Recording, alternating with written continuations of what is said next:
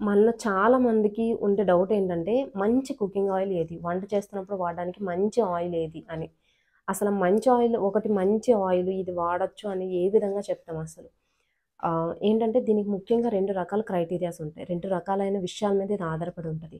అందులో ఉన్న fat composition అంటే మనకి ఫ్యాట్‌లో కూడా unsaturated fatty acids, saturated fatty acids అనేవి ఉంటాయన్నమాట. అన్‌సాచురేటెడ్ ఫ్యాటీ యాసిడ్స్‌లో కూడా రకాలుంటాయి. మోనో అన్‌సాచురేటెడ్, పాలీ అన్‌సాచురేటెడ్ అని.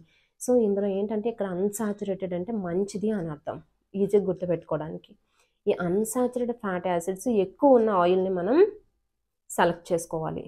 ఇంకా రెండో విషయం వచ్చేసరికి స్మోక్ పాయింట్. స్మోక్ పాయింట్ ఏంటంటే ఆయిల్‌ని వేడి చేస్తున్నప్పుడు ఎంత టెంపరేచర్ దగ్గర పొగ అనేది ఫార్మ్ అవుతుంది అనేది ఈ స్మోక్ పాయింట్ ద్వారా మనకు తెలుస్తదనమాట. స్మోక్ పాయింట్ ఎక్కువగా ఉన్న ఆయిల్‌ని సెలెక్ట్ చేసుకోవాలి. మంచి ఫ్యాటీ యాసిడ్స్ ఉన్నది, తర్వాత స్మోక్ పాయింట్ ఎక్కువగా ఉన్న ఆయిల్‌ని సెలెక్ట్ చేసుకుంటే వంటకి చాలా మంచిది.